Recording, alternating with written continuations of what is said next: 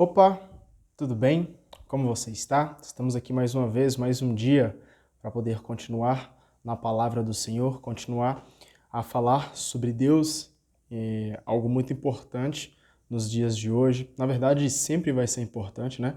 Falar de Deus, mas hoje é muito necessário. Hoje a gente percebe, a gente liga a televisão, a gente entra na internet e percebe as maldades que infelizmente está no nosso meio. Nós percebemos a maldade do mundo, a maldade do humano, onde as pessoas roubam, onde as pessoas, infelizmente, cometem suicídio, feminicídio. Nós vemos aí vários absurdos, você sabe, não preciso citar aqui. Então, não menos importante, é necessário e muito falar de Deus nos dias de hoje. E aqui o nosso principal objetivo, junto com a leitura bíblica, durante nesses um ano aí, é estar falando de Deus. Mas também não vamos encerrar, se for da vontade de Deus, se for da vontade do Pai, Ele permanecer aqui, me permanecendo aqui com saúde, eu vou falar de Deus enquanto eu estiver vida. Então peço para que o Senhor me abençoe, que o Senhor abençoe também quem está ouvindo aí a mensagem de Deus e que Ele possa guiar os nossos passos. Amém? Hoje nós vamos continuar no segundo livro de Macabeus. Nós vamos ler do capítulo 3 até o capítulo 5, tá bom? Então, já vamos iniciar aqui em 2 Macabeus, capítulo 3. A cidade santa vivia na mais completa paz, e os mandamentos eram observados da melhor maneira possível, por causa da santidade do sumo sacerdote Onias e de sua firme oposição a tudo o que havia de mal. Olha que maravilha. Quem dera, né? Se nós tivermos também uma cidade santa, se nós tivéssemos uma cidade santa. Tomara que um dia a gente possa viver aí numa cidade santa também. Possamos viver aí numa cidade santa e eu acredito que essa cidade santa que nós vamos encontrar é lá no céu. Então que a gente possa pedir para o Pai ter misericórdia para conseguirmos chegar nessa cidade santa também. Os próprios reis respeitavam o lugar santo e homenageavam o templo com os mais belos donativos. Até Seleuco, rei da Ásia, com seus próprios recursos, sustentava todas as despesas necessárias para as funções dos sacrifícios.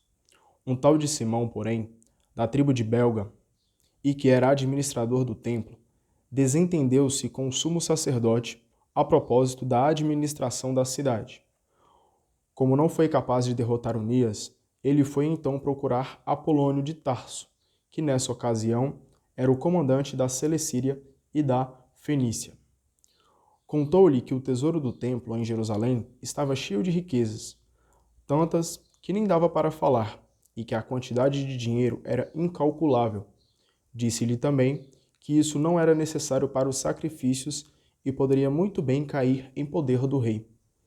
Apolônio, ao ter uma audiência com o rei, contou-lhe tudo o que lhe tinha sido relatado. Então o rei destacou Heliodoro, encarregado da administração, e deu-lhe ordem para ir e retirar as tão faladas riquezas. Heliodoro partiu imediatamente, dava a entender que estava apenas percorrendo as cidades da Celecíria e da Fenícia, mas o que ia mesmo executar era a tarefa que o rei lhe tinha confiado. Chegando a Jerusalém, foi recebido amigavelmente pelo sumo sacerdote da cidade. Falou a este da informação recebida, explicou o motivo de sua presença e perguntou-lhe se as coisas eram realmente assim. O sumo sacerdote, de sua parte, explicou que as coisas aí depositadas eram de viúvas e órfãos, e que algumas coisas pertenciam a Hircano, filho de Tobias, homem poderoso e de alta posição, diversamente do que estava sendo espalhado pelo irreverente Simão. Disse também que havia um total de 14 toneladas de prata e 7 de ouro. Disse ainda ser inconcebível que se cometesse tal injustiça contra os que confiaram no lugar santo, na sagrada inviolabilidade do templo, venerado no mundo inteiro. Heliodoro, porém, seguindo as ordens recebidas do rei, afirmou resolutamente que tudo isso devia ser transferido para o tesouro real. Marcou uma data e se apresentou para fazer um inventário das riquezas. Isso provocou enorme agitação em toda a cidade.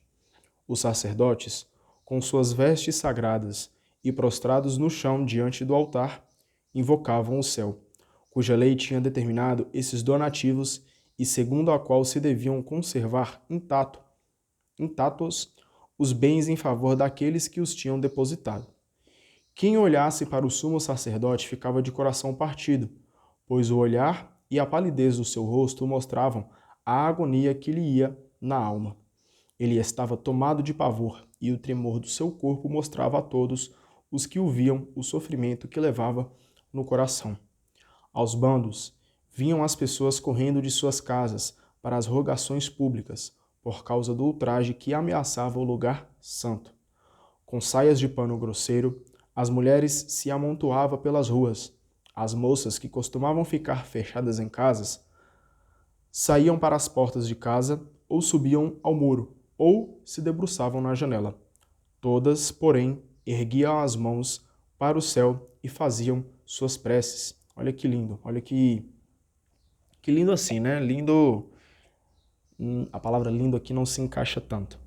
Mas pela dificuldade que as mulheres ali estavam enfrentando, olha para você ver como que elas tinham sabedoria, pois ao invés de buscar a solução em homens, elas buscavam a solução em Deus. Então, algo que nos ensina que todas as mulheres que passam por dificuldades, não só mulheres, mas também homens, todos os filhos de Deus que estão passando por problemas, aqui como essas mulheres estavam passando também, que ergam as suas mãos para o céu e começam a aclamar o nome do Senhor.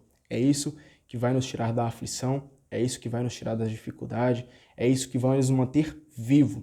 E se manter vivo é manter o seu espírito junto do Senhor. Então que nós possamos erguer as nossas mãos para o céu e confiar em Deus e não nos homens, tá bom?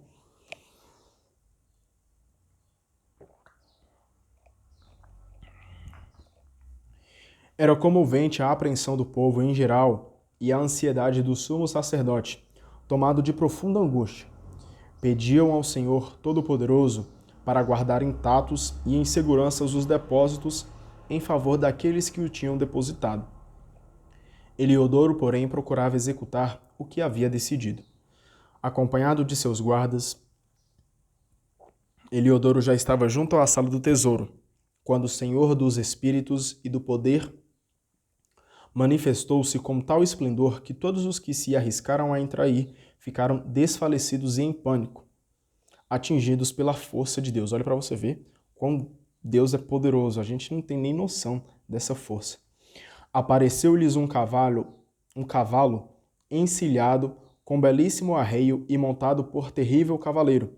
Ele avançou bruscamente, e o cavalo começou a dar patadas em Eliodoro. O cavaleiro parecia ter armadura de ouro. Apareceram também para Eliodoro outros 2 jovens extraordinariamente fortes, muito belos e com roupas magníficas. Puseram-se aos lados de Eliodoro e começaram a chicoteá-lo, dando-lhe muitos golpes. Eliodoro caiu logo no chão. Envolto em densa escuridão, tiveram de levantá-lo e colocá-lo na maca. Foi assim que retiraram daí, inteiramente sem ação, aquele mesmo que tinha entrado até a sala do tesouro com todo o acompanhamento e toda a sua guarda pessoal. Foram obrigados a reconhecer que o poder de Deus se havia manifestado com toda a clareza. Eliodoro, prostrado pelo poder de Deus, estava sem fala e sem qualquer esperança de salvação.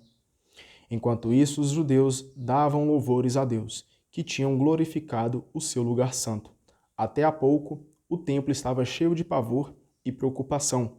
Agora, por causa da manifestação do Senhor Todo-Poderoso, estava repleto de alegria e ações de graças. Então, o nosso templo da igreja, se ele estiver ali suplicando, passando por dificuldade, mas buscando a bênção de Deus, buscando ali se entregar verdadeiramente para o Pai, pode ter certeza que Deus vai agir com a sua mão poderosa e vai trazer aqui, como fala, vai manifestar, o Senhor vai se manifestar, o Senhor Todo-Poderoso, repleto de alegria e ações de graças. Então pode ter certeza que a sua igreja, se estiver passando por momentos de dificuldades, não se esqueçam de buscar em Deus. É Deus quem vai agir na nossa vida. Alguns da comitiva de Eliodoro pediram que Onias invocasse o Altíssimo, suplicando pela vida de quem já estava, sem dúvida, agonizando. Preocupado e com medo de que o rei fosse imaginar que os judeus tinham armado algum ato criminoso contra Eliodoro, o sumo sacerdote ofereceu um sacrifício pela saúde do homem. No momento em que o sacerdote oferecia o sacrifício de expiação, os mesmos jovens apareceram de novo a Eliodoro, vestidos com o mesmo traje. De pé, eles lhe disseram: Você deve agradecer muito ao sumo sacerdote Onias, porque é em consideração a ele que o Senhor lhe concede a vida. Você foi chicoteado pelo céu. Agora, anuncia a todos o grandioso poder de Deus. E ao dizerem isso, desapareceram. Olha para você ver, Deus dá mais uma chance aqui para Eliodoro. Pede para que eles falam, né? Você deve agradecer muito ao sumo sacerdote Onias, porque é consideração a ele que o Senhor lhe concede a vida. Então, Deus concede a vida, Deus dá mais uma chance. Então, a gente percebe aqui que mesmo no pecado, mesmo em momentos ruins, momentos que nós estamos aí fazendo atos pecaminosos, errando no caminho de Deus, Ele, com a sua misericórdia, com o teu amor verdadeiro, Ele nos dá mais uma chance. Mas vamos refletir, vamos nos arrepender e vamos seguir a Deus. Não vamos ficar caindo aí nas mesmas tentações, nos mesmos pecados. Vamos amar a Deus sobre todas as coisas. Eliodoro ofereceu um sacrifício ao Senhor, fez grandes promessas ao Deus que lhe devolvera a vida. Despediu-se de Onias e voltou com seu exército para junto do rei. A todos ia dando testemunho das obras do Deus Supremo, que ele tinha visto com os próprios olhos. Quando o rei lhe perguntou quem seria a pessoa mais indicada para ser mandada outra vez a Jerusalém, ele respondeu: Se Vossa Majestade tem algum inimigo, alguém que se opõe aos seus atos de governo, mande-o para lá, e vai recebê-lo de volta devidamente castigado, caso consiga escapar. Naquele lugar existe realmente uma força divina. Aquele que mora no céu é o guarda e protetor daquele lugar. Ele fere e mata quem se aproxima do templo com más intenções. Foi o que aconteceu com Eliodoro e com a conservação do tesouro do templo. Então nós vimos aqui que esse episódio ele é relatado para mostrar a proteção divina sobre o templo de Jerusalém. Então a gente percebe ali a segurança que o povo que confia em Deus realmente está seguro. Vamos aqui agora para o capítulo 4. O mesmo Simão, que foi traidor das riquezas e da pátria, começou a difamar Onias, como se fosse este quem tinha ferido e causado males a Eliodoro. Ele teve coragem de chamar de agitador da ordem pública ao benfeitor da cidade, ao protetor da sua gente e fervoroso cumpridor das leis. O clima de inimizade foi crescendo tanto que alguns agentes de Simão acabaram cometendo assassínios. Onias percebeu o perigo dessa rivalidade.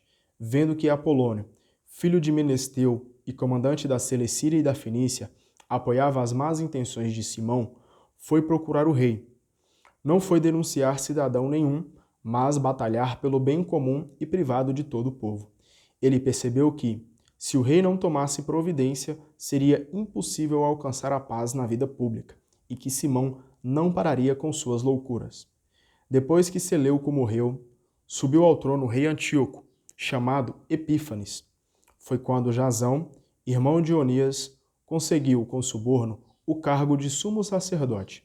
Numa audiência com o rei, Jasão lhe prometeu 13 toneladas de prata, mais 3 toneladas de ouro de outros rendimentos. Além disso, daria mais 5 toneladas se o rei lhe desse permissão para construir uma praça de esportes e uma escola para jovens, além de fazer o recenseamento dos cidadãos antioquenos em Jerusalém. Com o consentimento do rei e após tomar posse do cargo, Jasão passou imediatamente a fazer os seus irmãos de raça adotarem o estilo de vida dos gregos. Anulou os favores que o rei concedera aos judeus, graças à intervenção de João, pai de Eupólemo. Este Eupólemo é o mesmo que negociou o pacto de amizade e mútua defesa com os romanos. Jasão também aboliu as leis da Constituição e procurava introduzir práticas contrárias à lei. Olha para você ver aqui, a má influência ali de Jasão, querendo desviar todo o povo judeu para que eles adotassem ali costumes estrangeiros, aqueles costumes ali que não estavam ligados à lei do Senhor.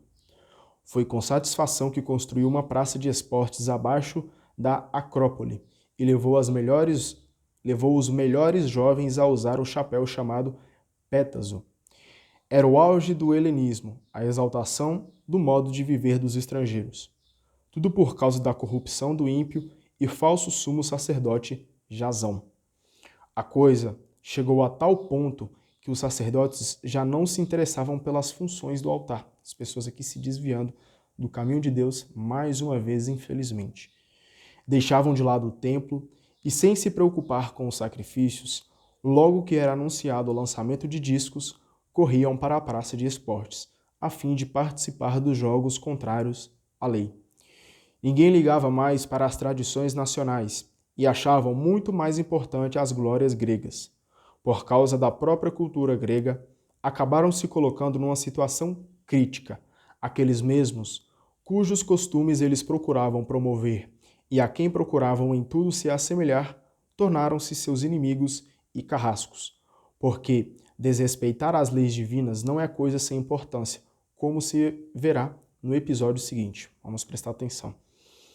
Realizaram-se em Tiro os jogos quinquenais, com a presença do rei.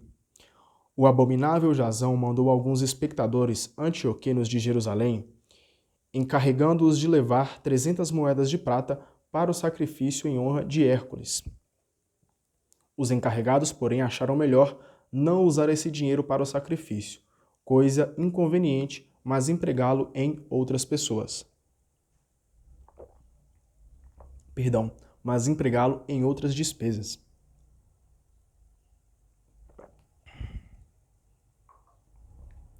Assim, o dinheiro que for enviado para o sacrifício em honra de Hércules, por iniciativa dos portadores, foi usado para a construção de navios a remo. Quando Apolônio, filho de Menesteu, foi enviado ao Egito para a defesa de casamento do rei Filométor, Antíoco soube que esse rei estava fazendo projetos contrários aos seus interesses. Por isso, ele passou por Jope e chegou a Jerusalém. Aí foi recebido com toda a pompa por Jasão e pela cidade, à luz de tochas e sob aclamações. Em seguida partiu com seu exército para a Fenícia. 3 anos depois, Jasão mandou Menelau, irmão do já mencionado Simão, levar o dinheiro para o rei e apresentar o relatório sobre alguns assuntos importantes. Menelau, porém, apresentou-se ao rei, dando mostra de ser homem poderoso, e com adulações conseguiu para si o posto de sumo sacerdote, oferecendo 10 toneladas de prata a mais do que Jasão. Depois de receber a nomeação do rei, ele voltou sem levar consigo coisa alguma que fosse digna de sumo sacerdote. Pelo contrário, levava em si o furor de um tirano cruel e a fúria de animal selvagem. Imagina só como é que ele estava. E Jasão, que tinha suplantado seu próprio irmão, foi por sua vez suplantado por outro e teve que fugir para a região dos Amonitas.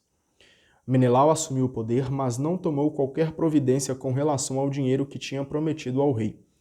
Apesar das cobranças feitas por Sostrato, comandante da Acrópole, a quem cabia a questão dos tributos, por essa razão os dois foram convocados pelo rei. Menelau deixou seu irmão Lisímaco como substituto no sumo sacerdócio, enquanto Sostrato deixou em seu lugar Crates, comandante dos soldados cipriotas.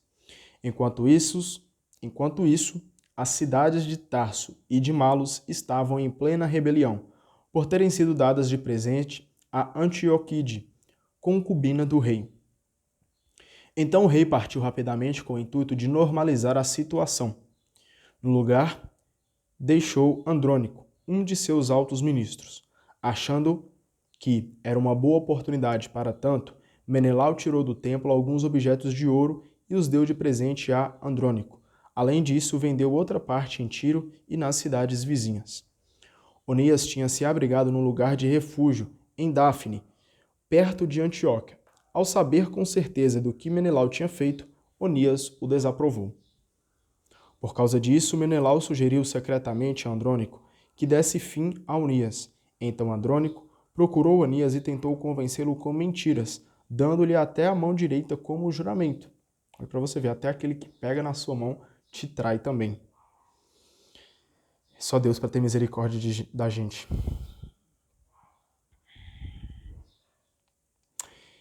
Embora Onias tivesse suspeitas, foi convencido por Andrônico a sair do refúgio. Este o matou imediatamente, sem respeito algum pela justiça. Por isso, não somente os judeus, mas também muitos de outras nações ficaram indignados e condenaram totalmente o assassínio desse homem.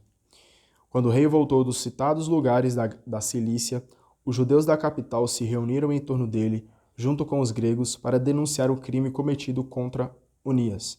Antíoco ficou profundamente amargurado e, tocado de compaixão, chorou por causa do equilíbrio e moderação do falecido. Inflamado em ira, mandou imediatamente tirar de Andrônico o manto de púrpura, rasgar-lhe as roupas, conduzi-lo por toda a cidade, levá-lo para o mesmo local onde tinha cometido o crime contra Onias e aí executar o assassino. O Senhor estava assim aplicando a Andrônico o merecido castigo. Então, aqui a gente vê que Andrônico ali, por ter cometido tal crime, ele teve o merecido castigo que Deus deu para ele. Então, é muito importante a gente salientar que não é à toa que nós cometemos erros, cometemos pecados, cometemos falhas e a gente vai achar que vai sair ileso. Não é bem assim, não. Deus é um Deus justo. O nosso Pai é um Pai justo. E se cometemos erros, se cometemos falha, o Pai nos dá o devido castigo. Mas como um bom Pai, esse castigo era para que nós refletimos e aprendemos a não cometer esse mesmo erro, para não cair no mesmo castigo. Então, sempre que você se vê ali num castigo onde Deus te colocou, saiba porque Ele não está fazendo isso com maldade, mas sim para te tornar um filho obediente, para que você possa aí colher bons frutos e assim não cair mais nesse mesmo erro. Nesse meio tempo, muitos furtos de objetos sagrados foram cometidos por Lisímaco em Jerusalém, sob a conivência de Menelau. Quando a notícia se espalhou, muitos objetos de ouro já tinham sido desviados e o povo se revoltou contra Lisímaco. Realmente, o povo estava revoltado e enfurecido. Então Lisímaco armou cerca de 3.000 homens e começou uma violenta repressão, dirigida por tal Aurano, homem avançado em idade e muito mais em loucura. Quando perceberam um ataque de Lisímaco, alguns pegaram pedras, outros se armaram de porretes, outros ainda recolhiam punhados de terra de lugar e avançaram contra os homens de Lisímaco. Dessa forma feriram a muitos, mataram alguns e puseram todos a correr. Quanto ao ladrão dos objetos sagrados, conseguiram matá-lo ao lado da sala do tesouro. A propósito desses fatos, foi aberto processo contra Menelau. Quando o rei estava em Tiro, 3 emissários do Conselho dos Anciãos foram defender junto ao rei a causa do povo. Menelau, sentindo-se perdido, prometeu grande soma de dinheiro a Ptolomeu, filho de Dorimeno, para que ele convencesse o rei ao seu favor. Ptolomeu levou ao rei para a sacada como se fosse para tomar um pouco de ar e conseguiu fazê-lo mudá-lo de ideia. Foi assim que o rei absolveu Menelau, o causador de toda essa desgraça, e condenou à morte os 3 infelizes que teriam sido absolvidos como inocentes, até diante de um tribunal bárbaro. A injusta condenação foi imediatamente executada contra aqueles que estavam apenas defendendo a cidade, o povo e os objetos sagrados. Por isso, alguns de Tiro, revoltados, providenciaram generosamente tudo o que era preciso para a sepultura deles. Enquanto isso, Menelau, graças à ganância dos poderosos, continuou no poder, aumentando sempre mais a sua própria crueldade e tornando-se o maior inimigo dos seus compatriotas. Eu até destaquei que a explicação que a Bíblia traz para a gente sobre essa parte que nós lemos aqui do capítulo 4, que diz o seguinte: diversos episódios mostram a corrupção crescente, até hoje, que acabará precipitando os acontecimentos. Afastado do sumo sacerdote Onias, 2 adeptos dos costumes gregos, Jasão e Menelau, disputam o maior cargo político-religioso dentro da comunidade. Nessa competição, ultrapassam-se todos os limites. Olha para você ver. Ali, querendo um sair na frente do outro, a corrupção ali se ultrapassa todos os limites, parecendo que nós estamos vendo essa história tão antiga se repetir nos dias de hoje, né? Você sabe do que eu estou falando. E o suborno, o roubo, a violação da Constituição e os assassinos de inocentes se tornam meios para conquistar e conservar o poder. Olha para você ver. Querem conquistar o poder ali somente usando as coisas ruins, através de corrupção, de suborno, roubo, violação e até mesmo a morte de várias pessoas inocentes. O povo contempla esse descalabro geral e se revolta, mas nada consegue fazer. Parecendo aqui que estamos falando até do ano atual. Vamos aqui agora para o capítulo 5. Nesse mesmo tempo, Antíoco preparava sua segunda expedição contra o Egito. Aconteceu então que durante quase 40 dias começaram a aparecer no ar pela cidade inteira cavaleiros vestidos de ouro, armados de lanças, organizados em pelotões e empunhando espadas. Viam-se brigadas de cavalaria em linha cerrada, ataques e contra-ataques de um lado e do outro, movimento de escudos, multidões de lanças, lançamentos de projéteis, faiscar de adornos dourados e todo tipo de couraças. Todos pediam para que essa aparição fosse de bom agouro. Correu então um falso boato que Antíoco tinha morrido. Jasão reuniu mais de 1000 homens e atacou a cidade de surpresa. Ao serem derrotados aqueles que estavam na muralha e consumando-se a tomada da cidade, Menelau refugiou-se na Acrópole. Enquanto isso, Jasão promovia impiedosamente a matança dos seus próprios concidadãos, sem compreender que uma vitória sobre seus irmãos era a sua maior derrota. Ele pensava estar triunfando sobre inimigos e não sobre compatriotas. Olha para você ver. O cara aqui matando os seus próprios irmãos, os seus próprios compatriotas, os seus próprios descendentes, achando ali que estava matando inimigos. Mas, infelizmente, ele estava matando ali aqueles que pertenciam a ele. Contudo, não conseguiu tomar o poder. O resultado foi a humilhação que lhe veio por causa do seu motim, e teve de fugir novamente para a região dos Amonitas. Seu comportamento perverso teve triste fim. Denunciado a Aretas, rei dos árabes, foi perseguido e teve de ficar fugindo de cidade em cidade, detestado por todos como traidor de suas leis, repelido como inimigo da própria nação e dos próprios compatriotas, e por isso enxotado para o Egito. Dessa forma, Jasão, que tinha exilado tantos de sua pátria, também foi morrer no exílio, já que se refugiou na terra dos Lacedemônios, com a esperança de receber proteção devido aos laços de parentesco. Ele, que havia deixado muitos mortos sem sepultura, morreu sem que alguém chorasse por ele.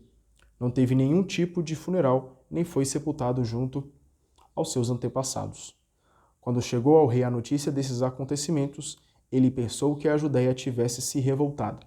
Voltando furioso do Egito, ocupou militarmente a cidade.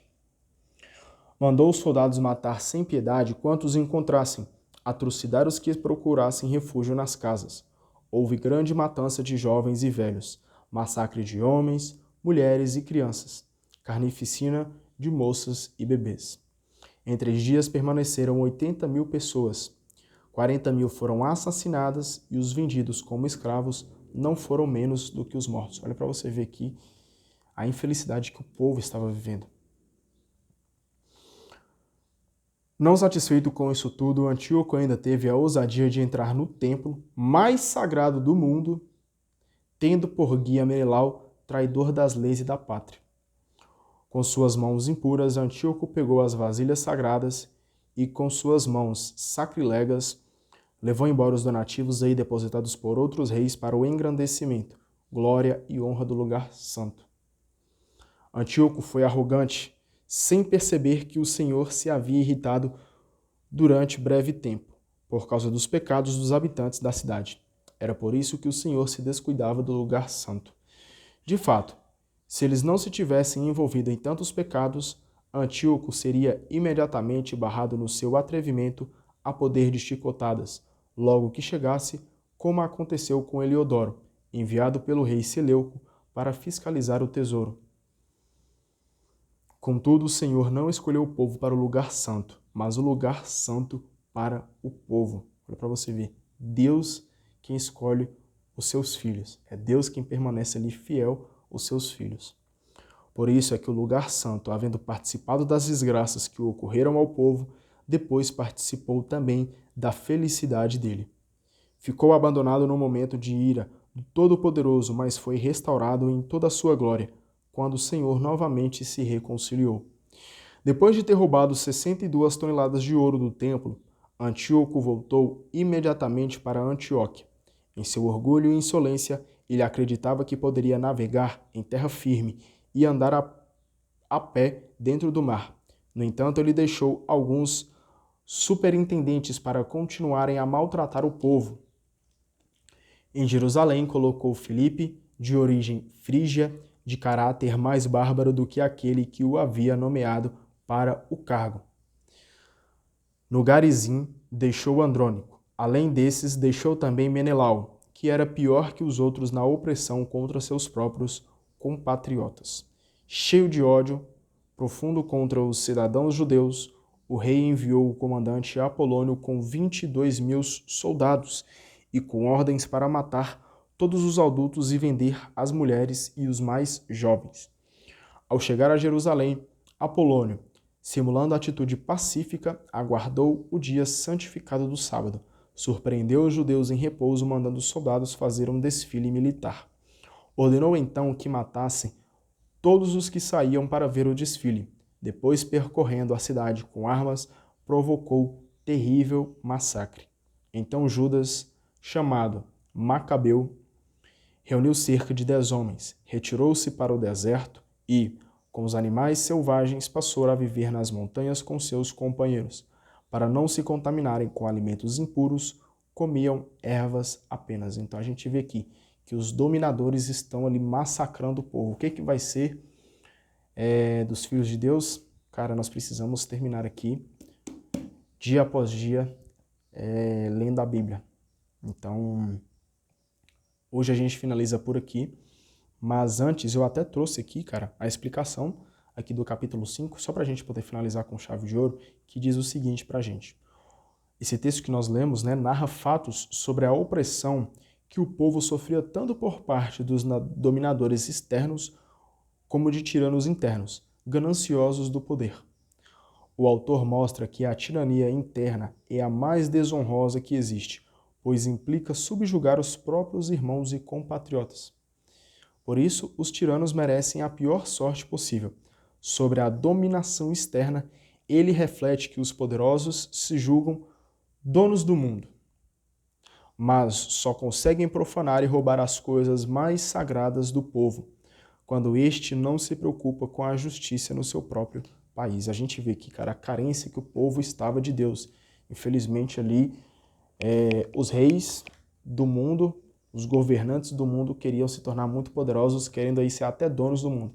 Mas eles se esquecem que o dono verdadeiro deste mundo, o dono da nossa vida é Deus. Então, que nós não possamos aí colocar a nossa fé, a nossa confiança em homens, a nossa confiança em governos, mas sim em Deus. É Deus quem nos governa, é Deus que nos alimenta, é Deus que nos sustenta, tá? Então coloque a sua fé em Deus. Amém? Deus te abençoe. Amém? Nós estamos de volta. Até mais. Tchau, tchau.